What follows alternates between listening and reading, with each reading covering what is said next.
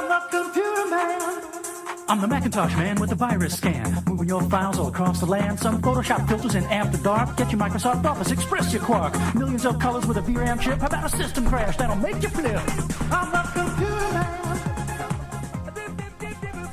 All right, good evening, Casewood listeners. Good evening, Santa Cruz, Monterey, Central Coast, and beyond. My name is Luigi Oppido, owner-operator of Pleasure Point Computers, right by the beach here in beautiful Santa Cruz, California. And for the next hour, I'm your tour guide into a world of wonder, magic, information, and a lot of frustration. That's right, we're talking about the internet and the world of computing. I am your computer man. But tonight, ladies and gentlemen, while you're being welcome to one of the most helpful tech counters you have ever visited, we are doing a special collaboration this evening with Amy Chen Mills and the Moment of Truth. Moment of Truth. Yes. Do we have that theme song too? I want to hear that. Yes. Fantastic.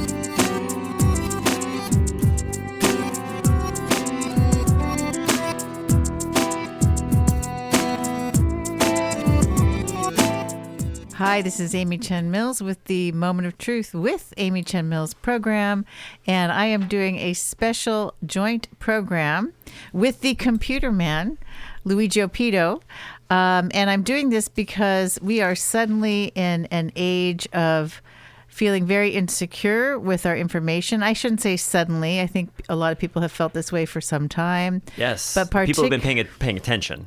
Yes, and particularly now, with Elon Musk running around with hard drives containing all of our very sensitive data, Social Security numbers, medical records, even bank routing numbers and account numbers from the IRS, from the Treasury Department. So we're going to spend this hour, everybody, in conversation with the computer man to ask the questions that we all have on our minds that are keeping us up at night about how do we protect ourselves from mass surveillance by people like Peter Thiel, who's a big supporter of J.D. Vance, who has this company called Palantir that basically does military surveillance and who knows what other kind of surveillance. That's such a good Lord of the Rings thing, and they took it, and you're like, oh, not so evil. We're taking it back. We should be, yes. Yeah, we are taking Lord of the Rings back to the side of goodness. Good. Love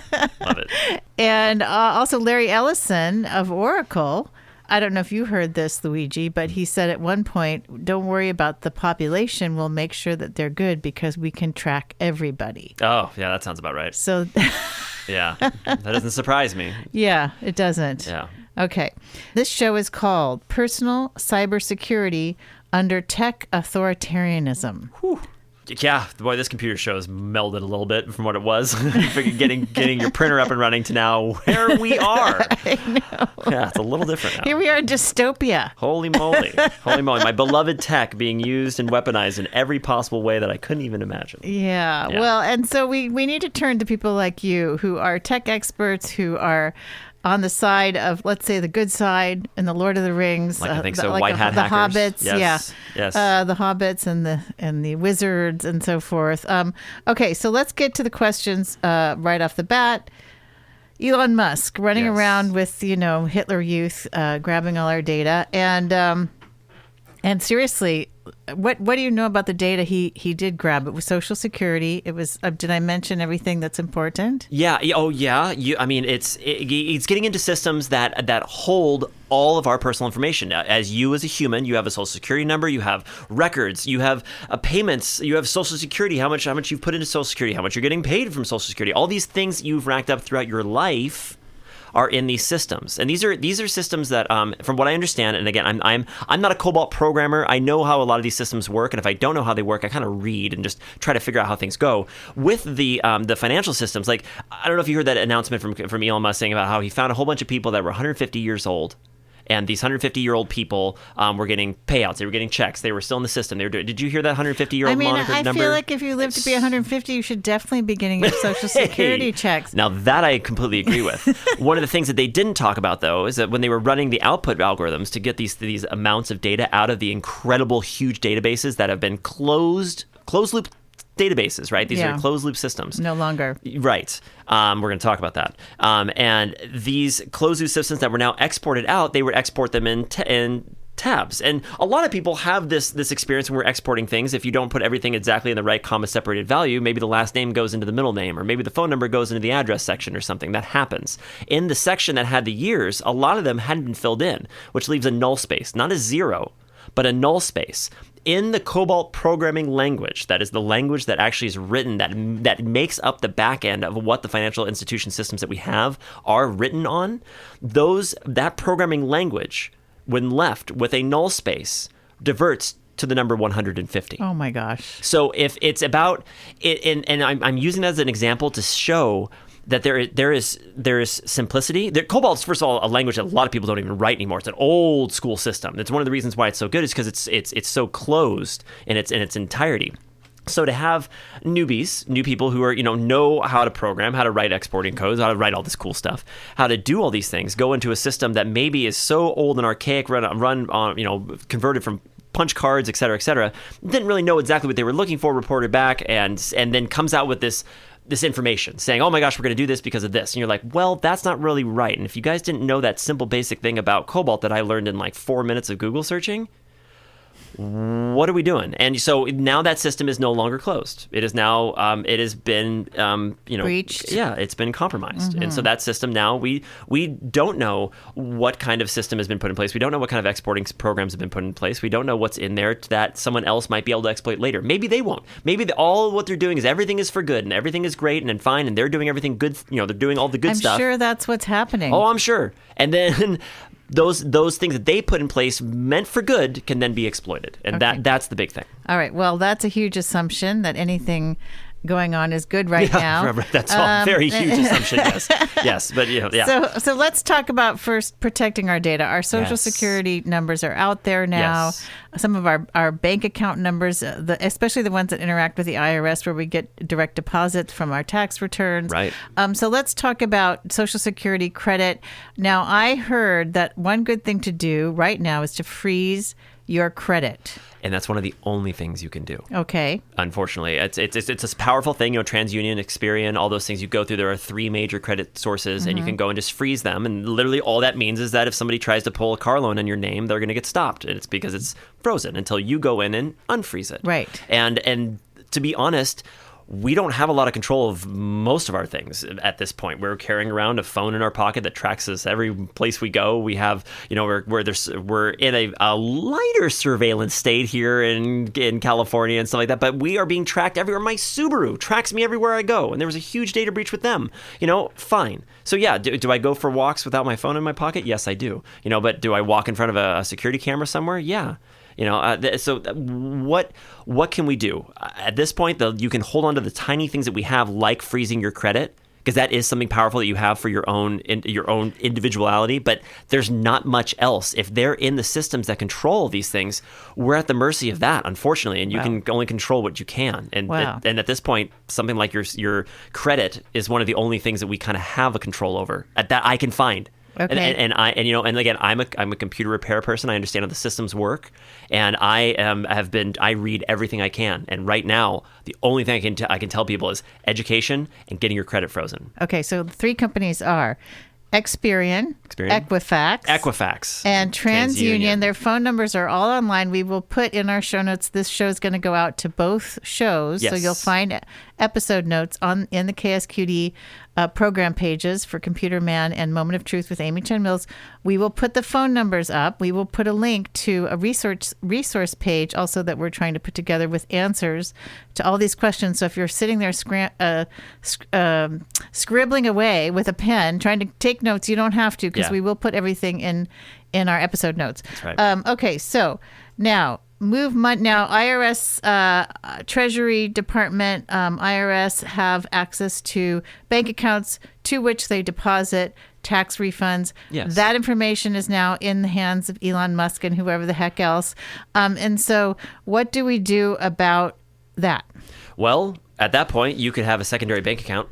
Okay. You could have something that's not registered with something that you get a federally, anytime you sign into a federal website, you get a cookie put on your computer. Cookies are either our friends or not our friends, right? And the cookie literally lets us know if you put something in your cart, you leave the web page, you come back later, you launch your website, you go to that website, the thing's still in your cart. That's a cookie. So a cookie is like a little memory link? Yeah, it's a leave behind. And so Okay. this little guy gets left behind with data in it, and that Okay. data says where you were on the website. And a perfect the example I use is like with some site that you're shopping at, like Zappos or something. You put something in your cart, but you're not logged in. So you put something in your cart. You then go, I'm gonna go do something else. You close the website, turn off your computer, and then 2 days later you go back to your computer. You launch a brand new browser. You go to Zappos.com, and there's something sitting in your cart. That's a cookie that says, hey, I was here last time. This is the stuff I did last time. Put that stuff into the website, and this is where we are. Okay. With those cookies are incredible amounts of information, and every company wants a hold of your cookies because that shows where you've been, which sometimes shows where you're going to go, how long you've been there, how long did you stay scrolling. All these things are in the cookies depending on how the programmings work. Oh. When you go to a federal website, as of I think it was 2, maybe 3 years ago, I couldn't find the exact date, but it's about 2.5 years ago, let's say, where they basically said any website that you go onto that's federal, we're going to put a tracking cookie on your computer. For what purpose? We're putting a tracking cookie on your computer. Just if you're visiting If you're visiting the a federal Social website. Security Administration website, you're not filling Yep. in any fields or anything. They're That's right. going to put a cookie anyway. You're going to put a cookie on the machine, and now Okay. and that cookie could either be removed later on or not. It doesn't say. That cookie doesn't really also say what is being gathered, but it says right on the information says it is. In fact, I wrote it down, the actual quote. Let me see what it said. From the federal- website. Yeah, okay. cookies monitoring activities without further notice. So they're going to put cookies on your And this computer. was under the Biden administration. Yes. Okay. Yeah, and So- and then there was that whole thing that happened with Obama too, with the Yes We Scan and all those big monitoring buildings that were happening that are either there or not still, not really sure. Under but the National Security Administration. Yes, the people while you're sleeping. Yeah. Yeah. Okay. All right. So tell us what to do about cookies. Okay, and also wait, let's go back for a second all the way to the bank account. Yes. So if you don't want Elon Musk to have your bank account number and routing number, you might want to shut down that particular bank account. Now, let's say you have a bank and you have, like I do, a few different accounts within that bank. Do I have to worry about all the accounts or just the one that the IRS you get your refund into? I would think that only the one that has the IRS that has that Okay. number, because otherwise there's no real way for them to link it because you haven't put that information into the system. Okay, So but they theoretically, would know your bank. They would know your bank theoretically, Okay. and if they might be able to subpoena something, that might be able to get the rest of the account numbers if they wanted to. Maybe Okay. I possibly. I mean that data is there, but at that point the data hasn't been put into their system. It's in the banking system for them to be pulled out. Okay, gotcha. Yeah. Okay, now let's cookies. Now Yes. you can disable cookies. Kind of, but websites don't really work without cookies. So what you can do is after you go to a website, you can clear your computer of cookies. Okay, And- let's do that. Tell us Yes. how to do So that. on different types of browsers, there's different ways to do it. Google Chrome has a way. Microsoft Edge has a way. And usually it's in your settings, and you can just do a search for cookies. And when you go to a settings of one of your browsers, there'll be a search bar. You can type Including in, Safari. 'cause you including didn't Safari, mention- absolutely, okay. with Apple or with Opera or with a Tor browser or with Brave or any of these browsers that have that. Do a search for cookies. It'll tell you how to clear it. Or you can do a Google search to find out how to do it for your specific browser. Okay. Or you can get a third-party piece of software like CCleaner that would actually go through and clear out junk and temporary files that would do it for you. Would it clear out the federal cookies? It would clear out the cookies on your machine. And All you the could, cookies. Yes. And the annoying part about that is that you would go to a website and you have to re-log in. And people are like, well, I don't want to do that. And you're like, well, is your private security more important or logging in? You're like, well, I don't want to log in again. You're like, Oh, well, wait a there you go. second. Okay, so what you're saying is I'm in Gmail and Okay. I want to walk away from the computer. Maybe I want to shut off my browser. Yes. And then I open up my browser again. I go to Gmail and Yes. it logs me in. It could, yes. You might have to log in again if you're not on Google Chrome with a signed-in profile that's already set up on your browser. Okay, how about Safari? Safari, you would if you went to Google and theoretically if you were to clear all the cookies, all the login cookies, it would go to Gmail and you'd have to log in with your Gmail account. Oh, okay. So it is an extra 2 or 3 clicks and some typing. Okay, Yeah. so gotcha. Would it still remember like your password and No, stuff? that's in a different spot. Okay, Yes. that's different. Okay, Yes. so you can clear your cookies. You won't be logged in automatically, but you will still have your password saved. Absolutely. That's in a Okay. different spot in the browser, yes. Okay, Yeah. gotcha. Okay, we're having some kind of an alert. It's Elon Musk getting into some other You heard us talking about him. part of our private data. Okay, and so yeah, we can move money out of the IRS accounts. We could shut down those accounts. I mean, you could go super extreme, and if you wanted to go into something like a crypto blockchain type thing, you could do something like that if you had funds that you wanted to go into something. Uh-oh, And we're down. we're down. Yeah, we're back. Are we here. back on air?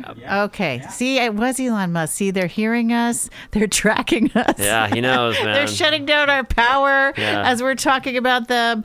Okay, anyway. Just go buy an island somewhere. Go. Just go. Go. Do you have somebody that you can loan me to do that? Right? Serious, Or we right? could put our money together. Okay. Jeez.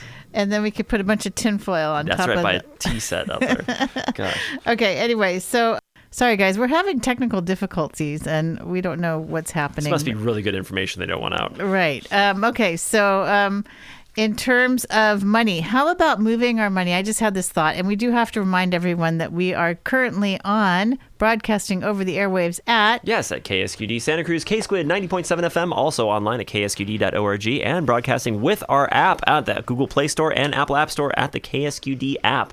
Also broadcasting KSQT Prunedale 89.5 and 89.7 FM. Very good. Okay, so what about one thing I've heard about the Trump administration is that they may shut down. They're going to try to shut down, for God's sakes, the FDIC.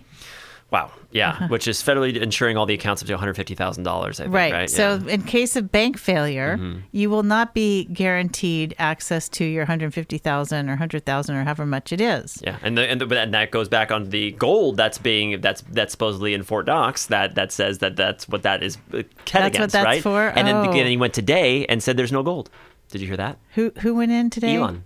And he Today, said there's none? He said that Fort Knox doesn't have any gold in it.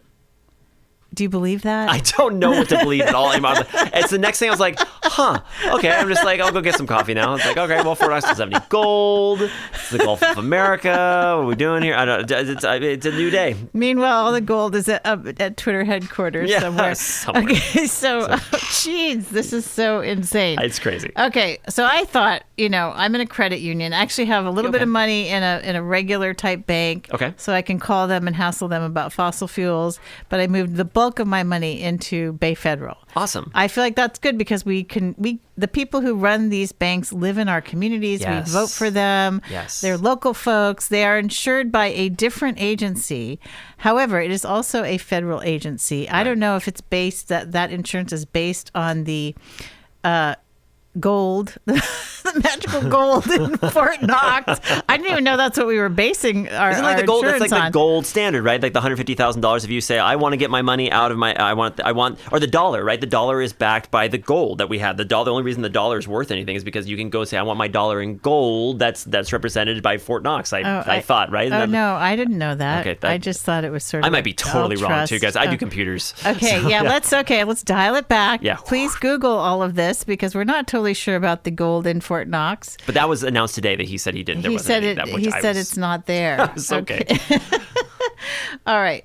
What about moving money into a bank in Mexico or a bank in Canada or a bank in? Well, you know what? Maybe this isn't your realm of expertise. That's a little bit outside my Okay, wheelhouse. let's just stick with computer stuff. But things like going into the blockchain and things where it's a decentralized network. If you had something like that, if you had like crypto assets, then a lot of this stuff, none of this stuff matters because of the blockchain hierarchy and the way the blockchain works and about how there's that no one holds those keys. It's held by everybody. So, but isn't that kind of risky? sure, it's a decentralized place and it's absolutely risky. It's a risky thing, but it's not a bank. Let me ask you a question. So there's like investing in crypto. Yes. And then maybe there's just holding your money in crypto? Which is investing. Yeah, it's kind of the same thing. Okay, so you could lose your money. Yeah, it's like converting your money into another country's currency and waiting for that currency to either gain or lose value. Or if you're just holding the money in something that you have belief in, like if you believe in Bitcoin or whatever the currency is that you believe in, you put your money into that and feel that safe more in your chest. It's really all of this. It's really crazy right now. I really don't know how to give people that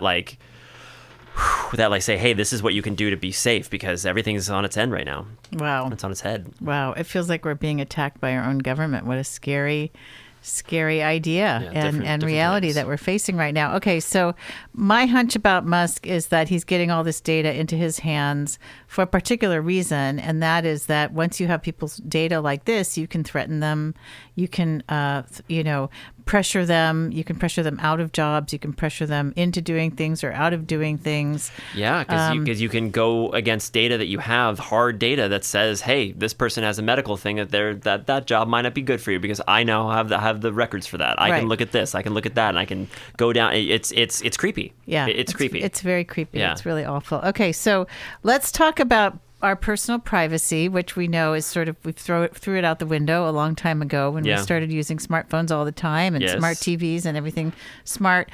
Now, I was reading about Department of Homeland Security having access to, or actually owning a certain kind of software or programming or whatever you would call it that can actually get into your phone and get information. I don't know. I feel like I read that it came from like Israeli technology or something. Yes, okay. There's actually a physical technology that it goes in between the cellular towers, and it's a very simple technology. The way that it works, it basically produces its own signal, fooling your phone to telling that it's a cellular tower.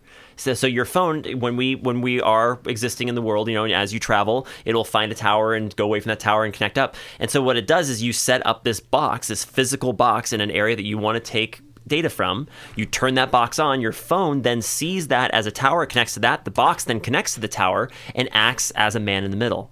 And captures all the data. What's the data they're capturing? All your texting? Anything that you're sending out with your phone. Searches, bank records, that kind of stuff. But at the same time, though, depending on what app you're using, depending on what kind of device you're using, they may be getting gibberish. And we talk, like something like Signal, which has what's called endpoint-to-endpoint encryption. Right. So I have a key, you have a key. I then write my message, I hit send. As soon as it sends, it turns into gobbledygook, sends over to you, and then you take the gobbledygook and you decode it into the message, hey, Amy, how you doing? And it would say that. Okay, so Signal is end-to-end encrypted, like Signal. Signal, if folks out there who don't know Signal, it is a SMS program. Yeah, it's an end-to-end encrypted messaging service. Yes, okay. Yes. Okay, sorry, I had to just fiddle with something. So, and also WhatsApp does that, supposedly. Supposedly, yes. WhatsApp is part of Meta. It is, which I don't trust anything that Meta touches. Me too. So I'm feeling like Signal's a good place to go. People have asked me, well, but who owns Signal?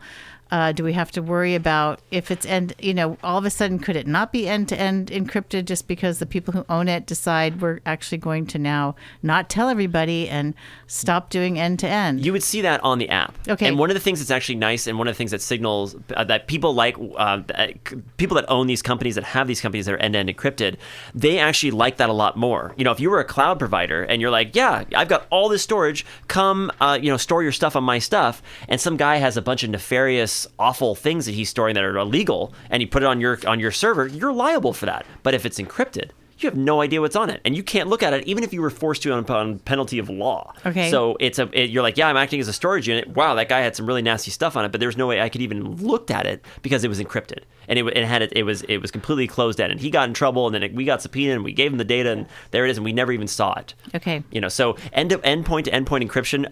If it disappeared from Signal, I think they would just be another messaging service. But they kind of pride themselves on having that, and the messages delete themselves after 2 weeks, I think. You can set it. Yes, you can set different durations. Yes. Okay, got it. So probably safer than regular texting. Absolutely, yes. Definitely, or probably safer than WhatsApp. I would think so. I mean, WhatsApp can be subpoenaed, and they just have the records right there. That'd be no problem. And that's kind of the idea. Like, it's the same thing when we talk about VPNs, virtual private networks. If we're going someplace and you want to, you want to use a VPN, I really want to use a VPN instead of using my Comcast. You're like, okay, well, we're getting to the same endpoint. We're just using a different tunnel. Okay, we have a phone call. Awesome. Caller, are you on the air? Yes. Hi there. Can you just give us your first name and your question? Yes, my name is John. And, well, I think I know the answer to it, but I just wanted to check with you. I don't know. I was at the park the other day, and one of these police people, it's like, they just parked directly behind my car, and it was like, okay, what are these people up to? And I'm just wondering, I know they probably could latch onto my phone, right? Because I know they do unscrupulous stuff. and everybody getting in everybody's business. It's pretty much they do whatever the hell they want. True. From what I see. The John- police do John- not have access, though, to your Okay. phone. That's something they wouldn't do. Okay. John, we're going to answer your question while you're off the air, if that's okay, because you had a lot of background noise. Oh, yeah, okay, yes, that's fine. Okay, thank you so much. Can police sit there with little devices and be listening to your phone conversations while you're in your car? Not at this point that I know of. Okay. Now, Edward Snowden talked about how there was a little spot and he had a little blueprint of everything showing an old phone, maybe, 7 or 8 years ago, where he would show a phone and he said there's a section on the phone that had this little piece of a device that you couldn't find in any Apple's stuff, couldn't find it anywhere. And he was saying that was something that could actually be energized using electromagnetic field. Same way we use a prox reader. When we beep into the building, we have that little nub reader that we bring up to the thing and it goes beep before we even touch. That's an electromagnetic field. Same reason, if you had something really strong from really far away, you could power something with a coil that would be able to receive that. He was saying that basically there's something on our phones that could be powered without the phone having power and turn them into a listening device. Oh. So he would always say, whenever anyone would come over, everyone's phones would go in the refrigerator. In the refrigerator. It turns into a Faraday cage so that no signals can come in, come out. And What is necessary to create a Faraday cage? Faraday cage is literally a box of metal. A box of any kind of metal. Yes, there are, depending on the size of the wave that's coming inside, you would have different sizes of spaces between the actual squares. If you're standing inside of a chain link box. If you're saying something like that. So Faraday cage, they sell Faraday cages for phones that you can put in when you get home. That you put your phone in and it completely blocks all signals. So where do you nothing get comes in. those? You can get them online. Okay. There are security sites online that sell things like that. Okay, folks, you heard it here first. I hope Faraday cage. But that would be like when I go onto the military bases and I have to do work on site. I have to put a lot of my stuff into a Faraday cage outside the building, so I'm not sending or receiving signals inside the building that might have something technical or something specific. What about just turning your phone off? You could turn your phone off. It's still scannable, but again, with something like that, if it does exist and it's real, something could be powered and turned into a listening device if that's what it's being used for, et cetera. And that was, yeah. But with the gentleman was talking on the phone, the police don't have that capability yet, and we're not there yet. But we could get there at some point, possibly. But we are not there. The police do not have anything like that would do that. Okay.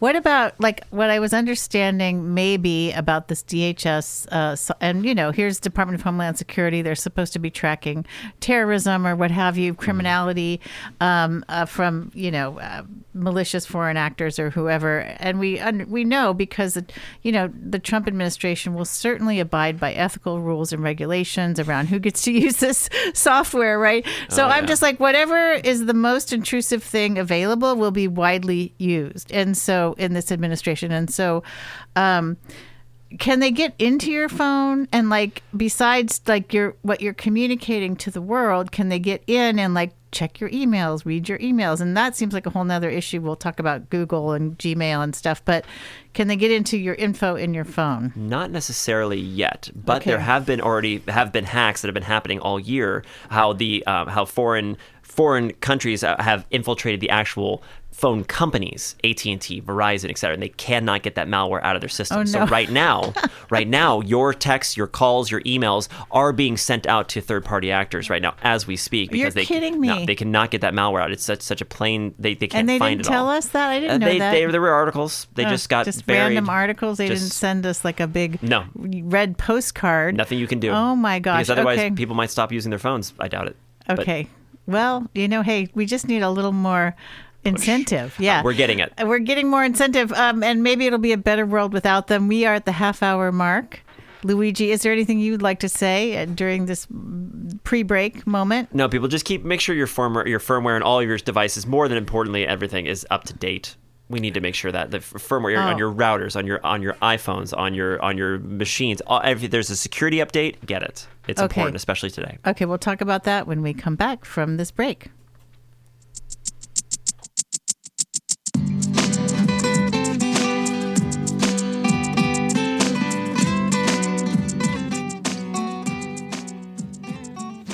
KSQD thanks the Santa Cruz Wharf for their support. Visitors to the Santa Cruz Wharf can help businesses recover from losses caused by winter storms. Wharf Wednesdays happen now through February 26th with live music starting at 6 p.m. Dining, drinks, and shopping are available as well as 2 hours of parking courtesy of the city.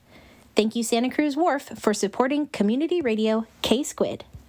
It's Squid Fest. Squid Fest.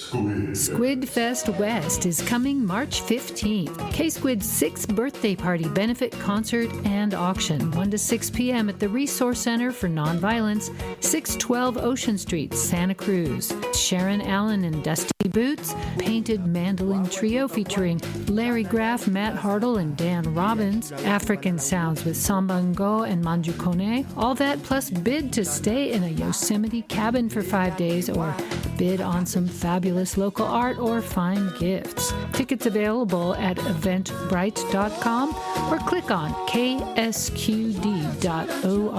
for more information. Welcome back to the Joint Computer Man Moment of Truth with Amy Chen Mills show. We are talking about personal cybersecurity in a tech authoritarian age. There is so much to talk about. We have a phone caller also with a question. Caller, are you there? Hello, are you there? Maybe we lost our caller. That's okay. If you want to call in, it's 831-900-5773. Caller, you can call back. But we're going to continue on with our phone. So, here's the caller. Go ahead. Go ahead. Hi, can you hear me? Okay. Over 10 years ago, I was dating someone that had guarded Fort Knox in the Army, and he said it was definitely empty.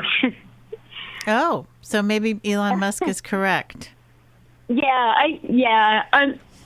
It seemed, I don't know, just felt like that's what was true, you know? That is crazy. I mean, that's really interesting. Just empty? Just nothing there? So it's all just kind of a joke? Yeah, I was surprised that they even told him, though, as a guard, a grunt almost, guard. Okay, well, we might need to get we might need to get a second source on this, but I appreciate you calling in. That's amazing. Do you have a question about cybersecurity? Right now, I'm just listening, and I want to get my phone set on the right thing, so I was really interested in what Luigi was just saying about that. Okay, thank you so much for your call. We'll keep talking about phones. Thank you. Yeah. So here's the thing that I just learned. You cannot buy a little fun pouch at Vibes Up to put your phone into. You need a literal box. Yeah, they have some. There are some pouches like RFID blocking pouches, etc., and that's more for close range, like me walking past you and energizing a credit card and getting the code out of it, that kind of stuff. But yeah, if you're at home and you want to block signal from your phone, yes, you can turn your phone off. Theoretically, it's still findable. It basically pings the tower with a GPS code before it turns off. Okay, so before it turns off. Yeah, so that way in case you lose your phone or it loses battery power, you could still see where it was last, and it's theoretically supposed to help you find your phone if it turns off. And gotcha. But it can be obviously anything can be weaponized. Okay, if you have your phone off, you've turned off all your location tracking. Yeah.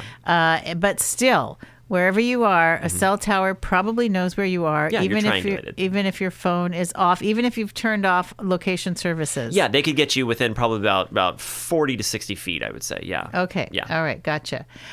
So get one of these boxes that are called. Yeah, a little Faraday cage. And Faraday cage. It's like a phone security box, and it's supposed to impede signals. That's the idea of it. But Faraday cage is the proper term for Or it. here's the other idea. Leave your phone at home. Yes, I'll go for walks all the time without my phone. Go if you want to have a very private conversation that no one can listen to. Leave your phone at home. Go outside. Mm-hmm. Now, let's talk about outside. We have so much to talk about.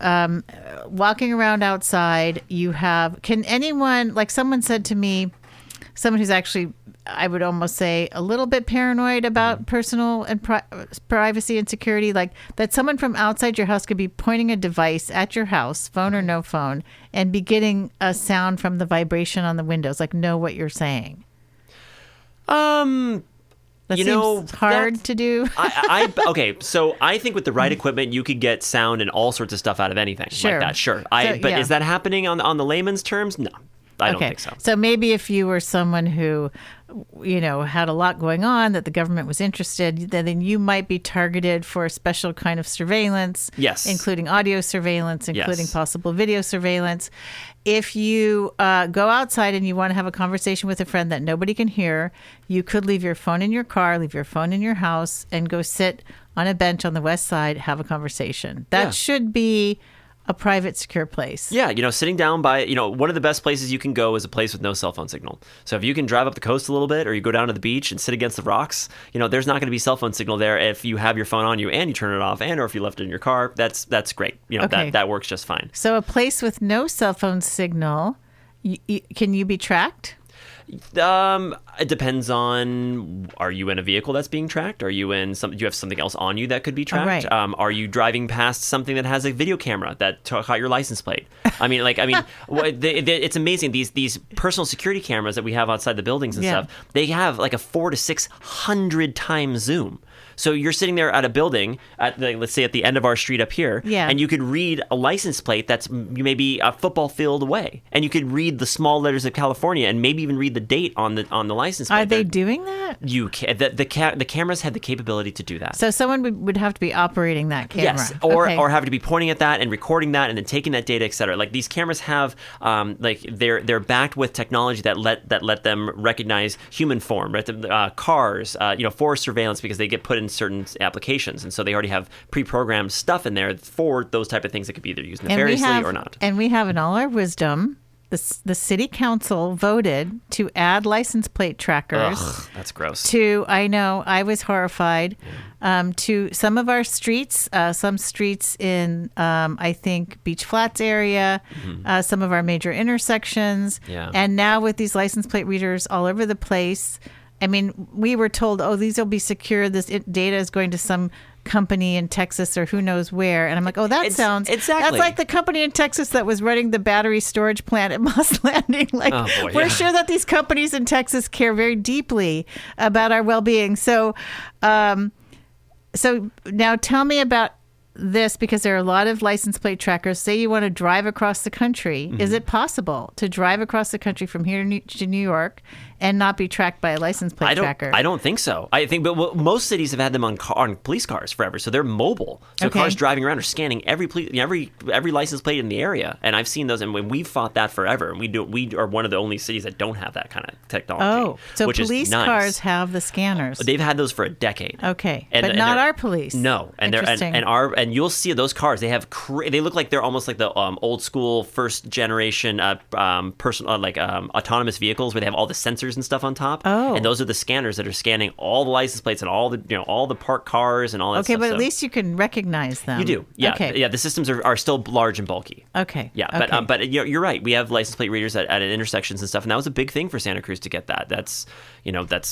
kind of gross. Those scanners, and there was a guy who created an entire website in New York where you said you wanted to go to point A to point B, and he marked where every single security camera was on the streets. And so if you wanted to walk from point A to point B without being on a camera, you could go to this map and set it up and run it, and then it would take you all day to get across the street or whatever, but you could get across the street and not be on a security camera. Okay, wait. So that was all security cameras, not just license plate scanners. And this was like a decade ago. Yeah. But there's a new one that I think you mentioned, a map that is just about license plate scanners that shows where every license plate scanner is. I heard you mention this on a show. Yeah, there are. Waze has had a big has a lot of databases for that to look for license plate scanners.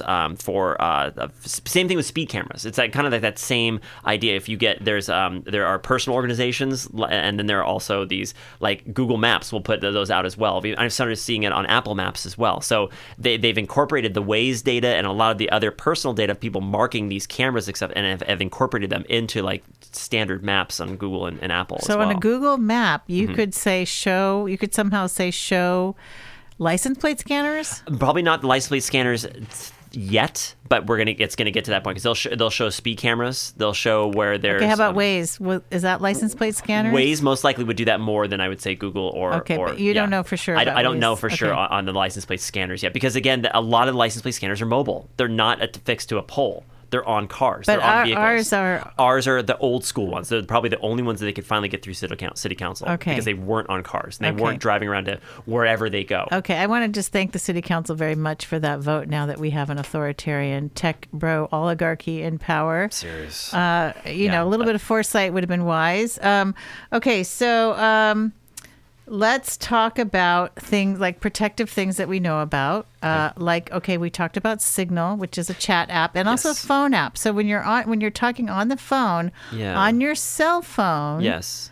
I'm a little wary because I'm talking on my cell phone. There's so much going on my cell phone. Sure. And here I am talking to someone through Signal.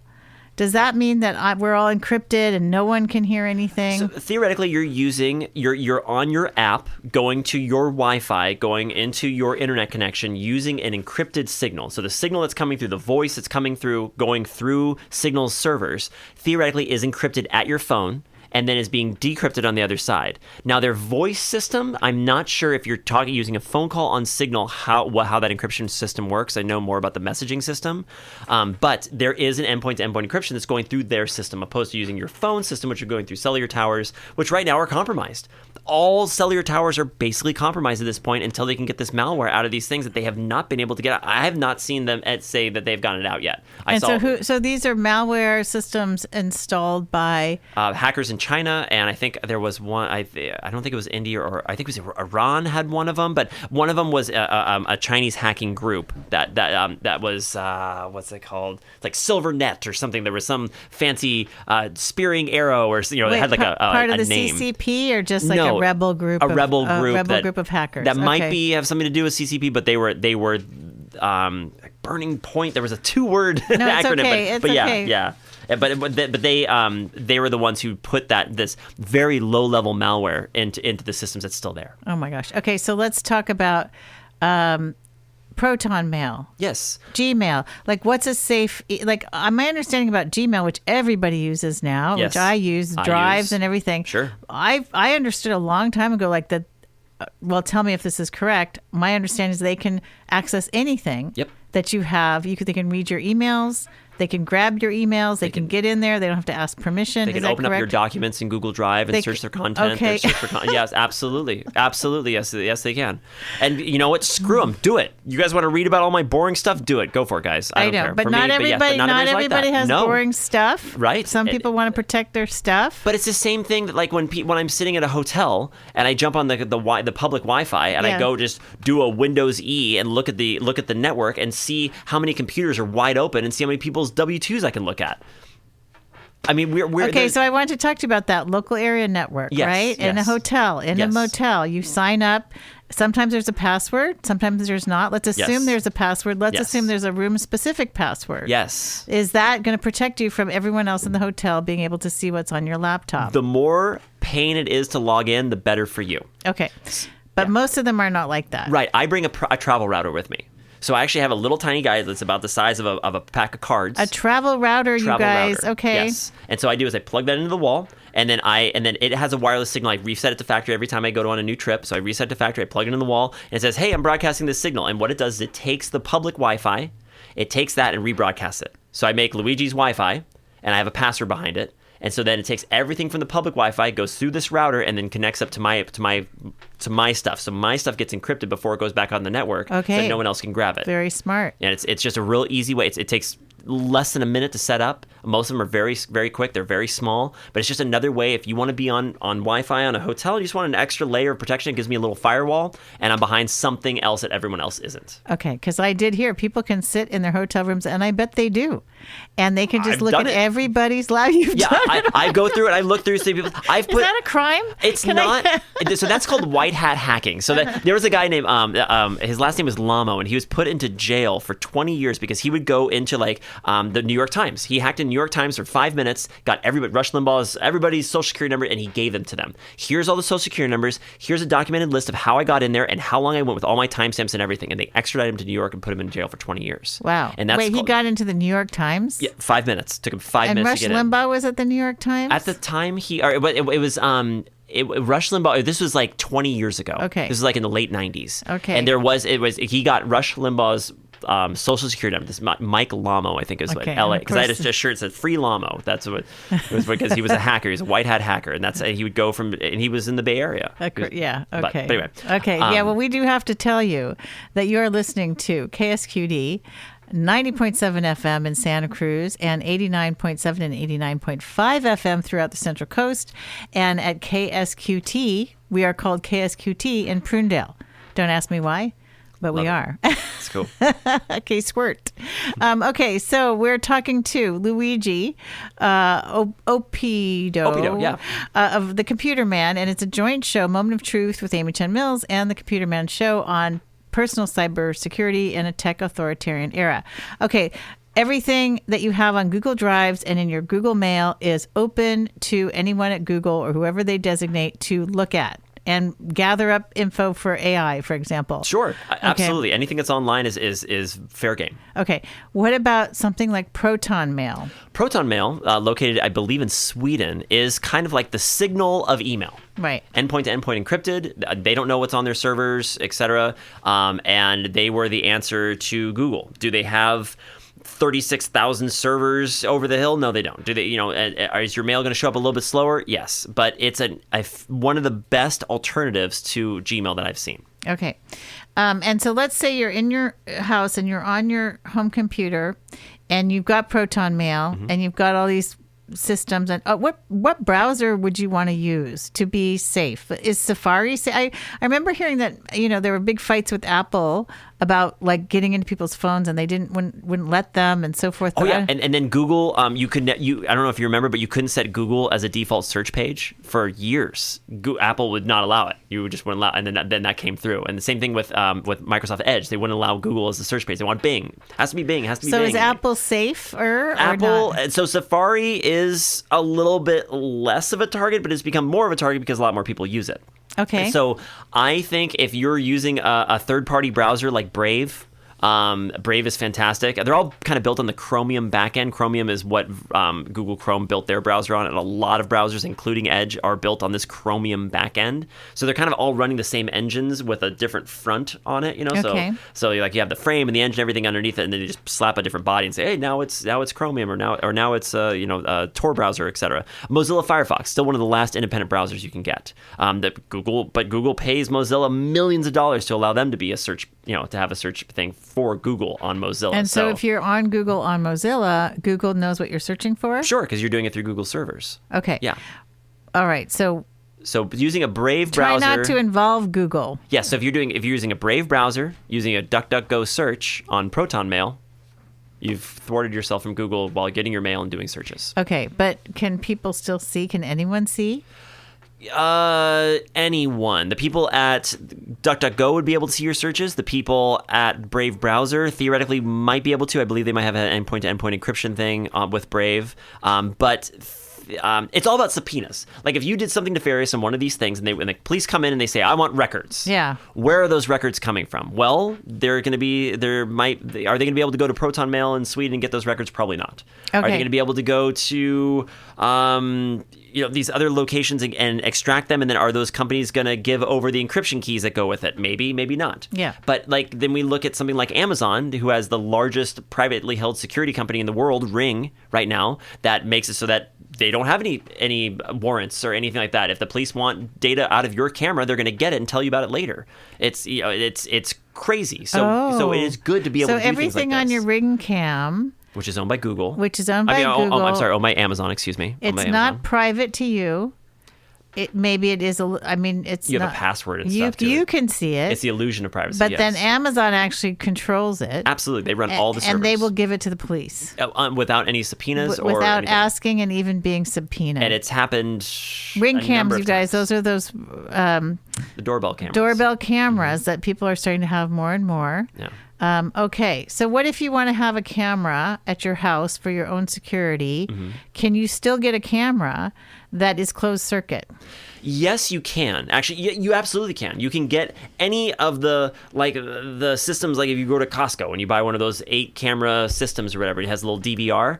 Theoretically, if you don't plug it into the internet, that's standalone. It's Okay. recording on itself. It's using the camera system and the power from the house. There's nothing that's going out to the world. It's its own island. As Okay. soon as you put that thing online, that's when you have the doorway Okay. that lets it in. But are we Okay. behind a firewall? Are we behind extra sets? Are we behind extra things so that camera system's set up to be that? Is that company some random company from China that we got, or is it a trusted United States company like Lorex or whatever company like Verkada or any of those companies like that? So Okay. kind of just to see where the stuff comes from first. Okay. Let's talk about ISPN numbers Okay. and VPNs. So Maybe so I'm thinking of books. ISP numbers, like ISP, like IP numbers. Yes. ISBN, I think, are numbers for the books, right? Yeah. Okay. That's okay. That's good. When I was writing it down, I was like, I'm not sure if I've got this right. That's good. That's I do good. know there are virtual private networks. That's a VPN, yes. And there are IP addresses related with that, and then that, so if you type in google.com, it goes to what's called a DNS lookup, which then puts it into an IP address. Like okay, the and this is how people can 192.168.1.1. know where you are. Yes. When you're on your computer, this is how people can know which computer is signing up to a website, or tell us why it's might be important, if you were really interested in privacy and security, to not allow your IP address. Your IP address out. Okay, so let's go over that real quick. So IP addresses are like your phone number. It's like your address, right? If you were to literally on your old school tip and ring phone on the wall, you pick up your phone and you dial your own phone number, what happens? It goes to like a busy signal, right? It goes beep, beep, because it's trying to call within itself. Okay. The same thing with the IP address. Or if you have your IP address and you try to go out and come back to yourself, you won't be able to. If you go to canyouseeme.org right now, the website canyouseeme.org, it will show you your global IP address. So if I'm sitting in a coffee shop in Shanghai and I want to get back to my computer, I could theoretically type in my IP address with some extra stuff that would tell the computer what I'm doing, and it would go directly from that computer in Shanghai directly to my modem in my house from one IP address. And that's what the IP addresses do. Okay, so what would there's a way to cloak yourself with a VPN? So kind of, yeah. So right now, if you're not paying for a static IP, which most people aren't because it's expensive and there's no reason that a lot of people have it, you're coming from a pool of IP addresses that Comcast has, maybe 30 or 40 for your neighborhood, let's say. When you restart your modem and turn it back on, sometimes it changes. So you're coming from this pool. So you're kind of you're A little bit anonymous. Anonymous, yeah. You're anonymous that way.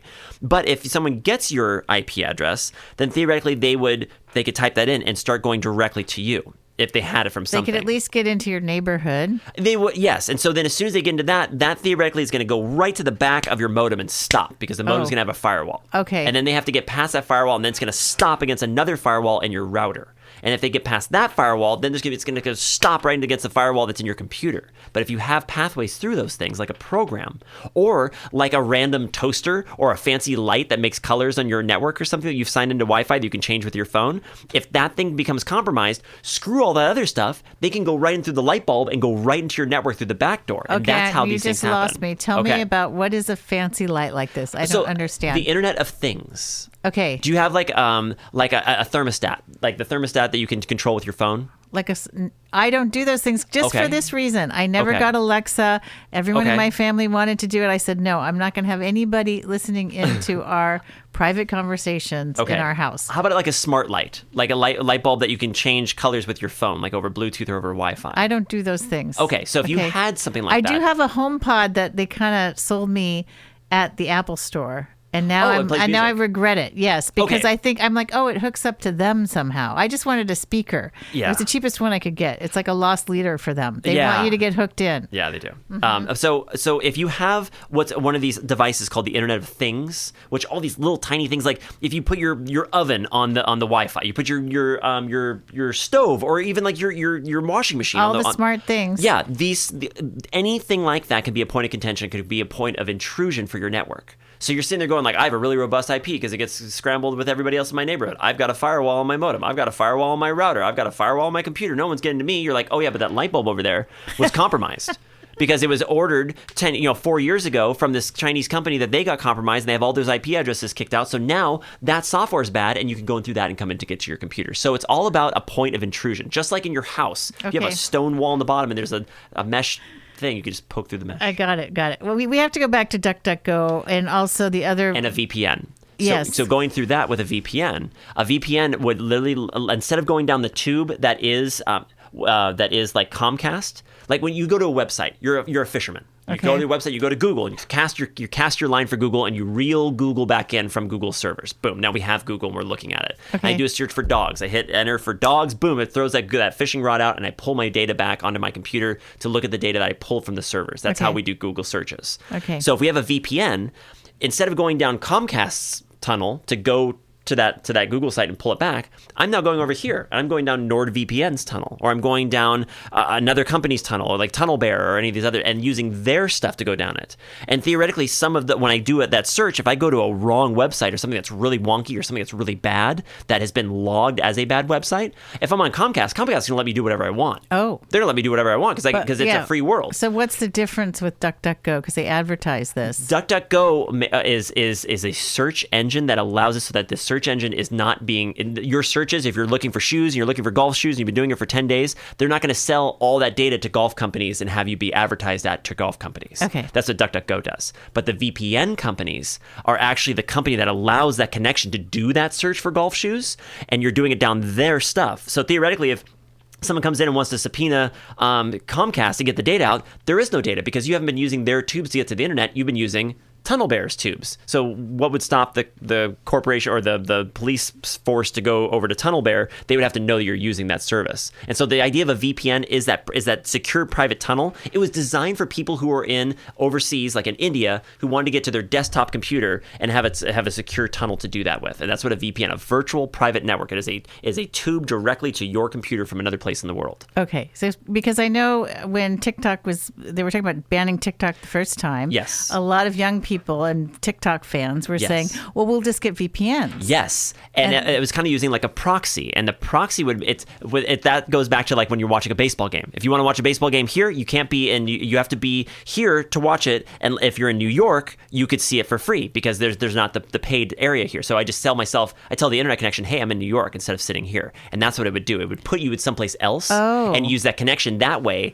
and come back around. So it looks like you're sitting in New York. It looks like you're sitting in Turkey accessing TikTok when you're sitting in Santa Cruz. Okay, gotcha. I still don't know how to get a VPN, but we might not have the time for that. You purchase it and turn it on. Okay. That's it. You purchase it from where? You purchase it from a VPN site. Go to a website. You can go to TunnelBear. You can go to these websites and just purchase a thing. It puts a little piece of software in there. You turn it on and it uses that connection instead. Okay. It's very simple to use. Okay, gotcha. I feel like we need to replay this whole show, slow it down.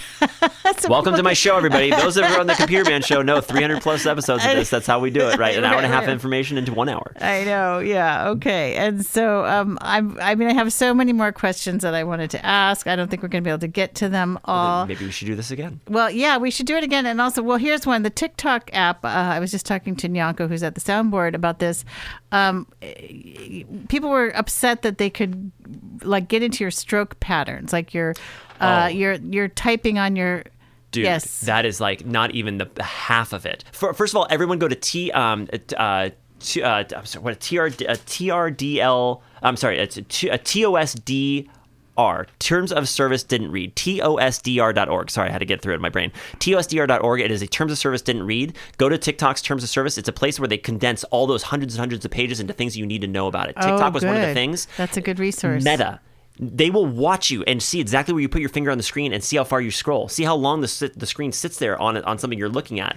What about what you're typing into your phone? Because we were thinking, it's just keystrokes, it's patterns, it's just to identify your particular mechanics of how you use your hands. But I'm like, that's true. Why wouldn't they also know that you're pushing A or B or C or D and the words that you're typing in? And they are. They are as well. I mean, they're doing all of it, but more importantly, they're seeing where you put your finger and where you scroll up for because then the next thing could be shortened, and so that way when you scroll up, you'll see more content, or you'll see different data, or when you scroll up and you stop for a second and read something, they know how long you stopped on that one thing, and they'll maybe give you more of that stuff. Okay. The same way the microphones are listening when I talk about what about birdseed. what you're actually writing and inputting? Yeah. Well, I mean that's all. That's okay. Oh yeah, absolutely. The key logging of it, they absolutely can do that. Yes. Okay, we're out of time. Okay. You close this? Yes. So we're gonna be out of here, everybody. Love you all. If I reach out to me, Luigi at ksqd.org, give me a call, pleasurepointcomputers.com. We love you all. Thanks so much. I am the computer man. I can do anything you can. Computer man, he is your friend. He gonna help you again question or two.